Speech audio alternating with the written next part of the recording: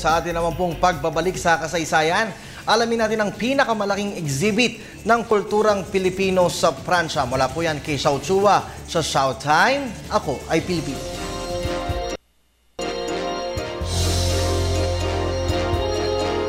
Mga saysayang araw po, it's Showtime! 225 years ago, July 14, 1789, pinabagsak ng mamamayang Pranses ang kulungang Bastille, ang sentro at simbolo ng kapangyarihan ng mapaniil na hari ng Pransya sa kalagitnaan ng Paris. Ito ang simula ng tinatawag na French Revolution.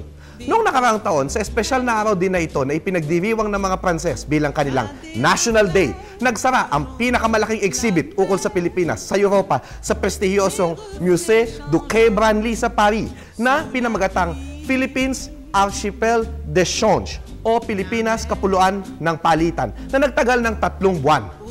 Ang exhibit ay bunga ng magandang palitan na naganap sa pagitan ni Pangulong Noynoy Aquino at ng bumisitang Primer Ministro ng Pransya, Jean-Marc Ayrault.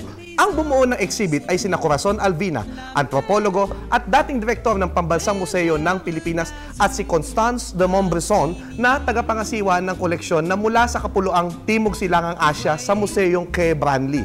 Nagpahiram ng mga i-exhibit ang ng Pilipinas, ang Bangko Sentral ng Pilipinas, ang Ayala Museum at ilang mga pribadong mga kolektor. Hinati ang exhibit sa dalawang bahagi.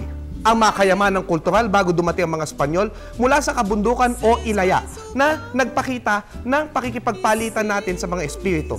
Itinampok ang mga representasyon natin sa mga kaluluwa, mga anito at mga bulol sa exhibit na ito. Itinampok din ang mga kayamanang kultural mula sa dalampasigan o ilaud na nagpapakita ng iba't ibang kayamanang kultural na bunga ng mayamang pakikipagpalitan ng kalakal ng mga Pilipino sa mga kapitbahay nito sa Asya. Ang impluensyang Indian, Indonesian, Chino, Arabo, lalo na ang Islam ay maitatanghal. Itinampok din sa exhibit ang mayaman nating kultura sa paggawa ng bulawan o gintong mga alahas at ang ating kultura ng paglilibing sa mga banga at mga kabaong hugis bangka. At makikitang nagpalitan din ang mga taga-Ilaya at Ilaud at ang sining natin ay may kokonekta sa iisang ninuno nating mga Austronesians. Ang Museo Quai Branly na nakapaligid sa isang hardin at binuksan noong 2006 ay nagtataglay ng 400,000 ng mga museum objects at binibisita ng halos 1,2 milyong tao. Ang mga dayuhan tulad ng mga Pranses ay naging interesado na sa ating kultura. Tinunghayan at tiningala ang importanteng exhibit na ito. Ngunit tayo mismo, hindi natin nabibisita ang sarili nating mga museo tulad ng National Museum na naghihintay lang ng ating pansin. Nakikilala na ng mga eksperto sa ibang bansa ang isang katotohanan ng marami sa ating mga kababayan ang hindi pa nila napagtatanto. Tayo ay Pilipino, mahusay, magaling. Ako po si Xiao Chua para sa Telebisyon ng Bayan.